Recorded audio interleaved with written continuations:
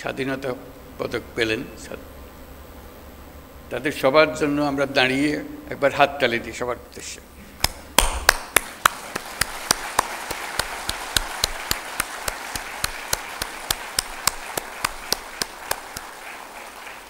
ধন্যবাদ।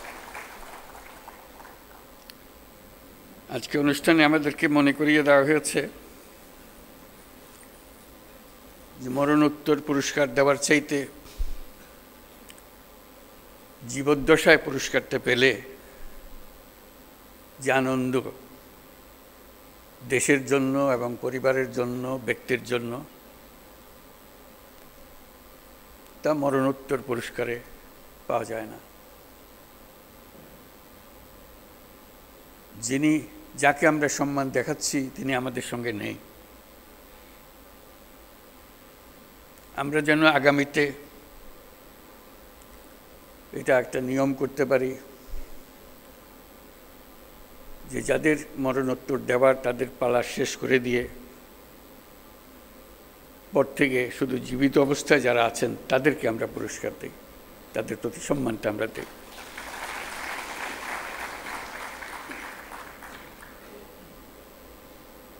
তারা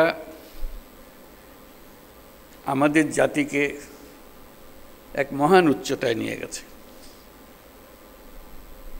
পুরস্কার দিয়ে আমরা শুধু তাদেরকে সম্মানিত করছি না, আমরা বরং জাতি হিসেবে নিজেদের সম্মান তাদের মাধ্যমে পাচ্ছি। তারা প্রত্যেকেই আন্তর্জাতিক ক্ষেত্রে বহুল পরিচিত। তারা সারা জাতির জন্য অনেক কিছু দিয়ে গেছেন। তাদের কথা, তাদের জীবদ্দশায় আমরা স্মরণ করতে না পারলে আমরা একটা অকৃতজ্ঞ জাতি হিসেবে চিহ্নিত হয়ে যাব। আমরা চাই যাদেরকে আমরা এই সম্মান দিতে চাই যথাসময়ে সেটা যেন আমরা দেই।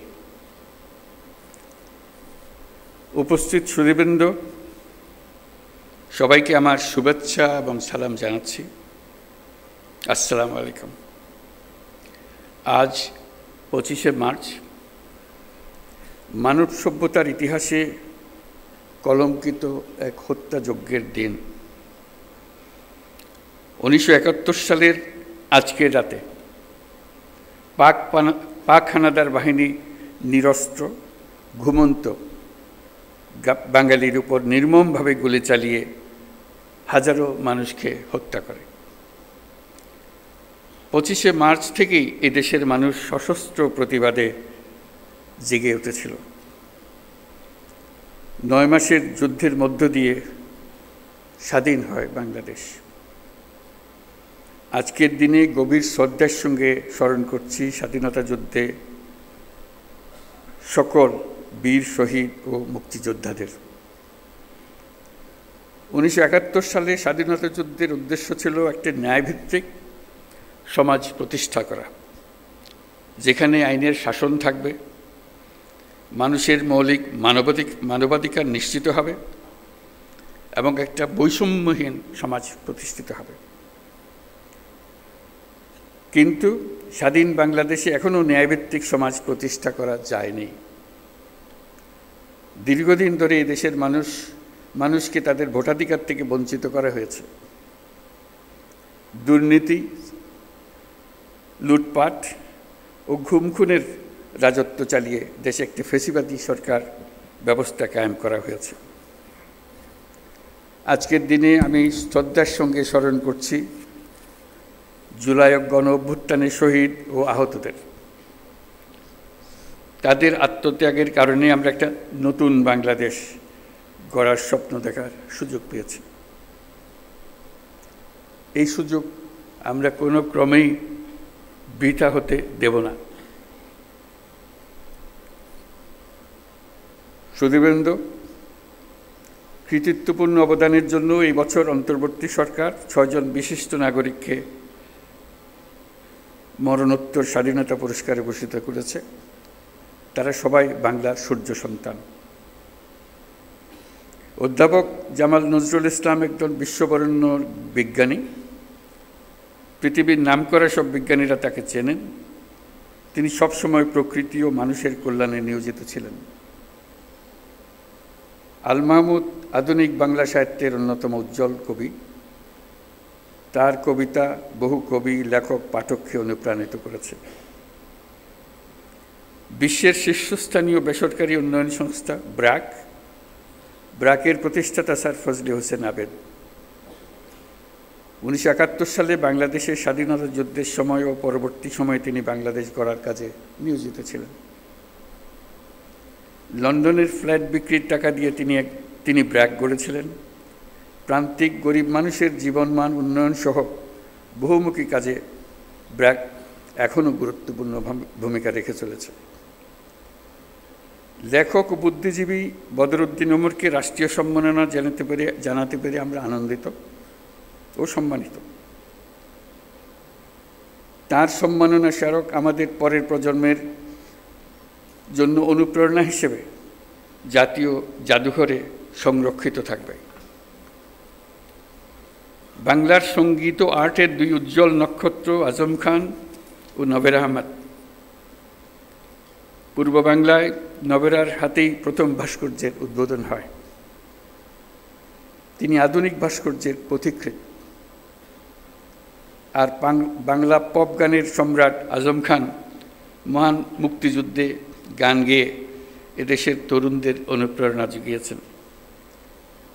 তিনি সমাজের বঞ্চিত মানুষের জন্য গান করেছেন। আজম খান এদেশের হাজারো তরুণ সঙ্গীত শিল্পীর আইকন। যে জেনজি প্রজন্ম জুলাই গণঅভ্যুত্থানে নেতৃত্ব দিয়েছে, তাদের অনুপ্রেরণার নাম বুয়েট শিক্ষার্থী আবরার ফাহাদ।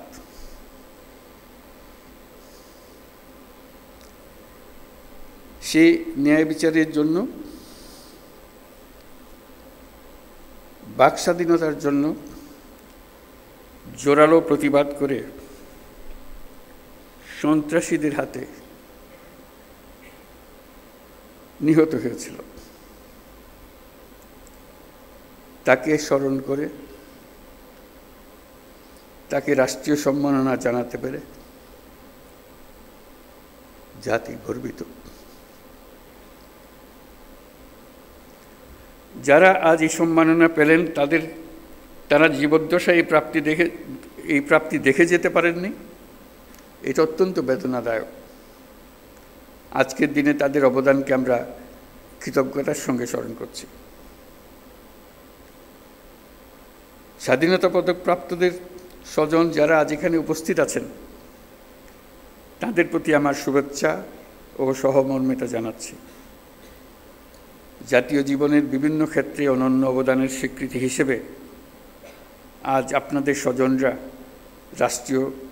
সর্বোচ্চ রাষ্ট্রীয় পুরস্কার পেয়েছেন।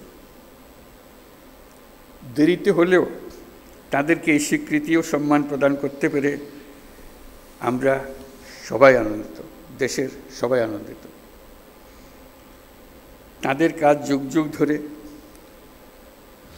প্রজন্ম থেকে প্রজন্মে তরুণদের মধ্যে অনুপ্রেরণা ছড়িয়ে দেবে।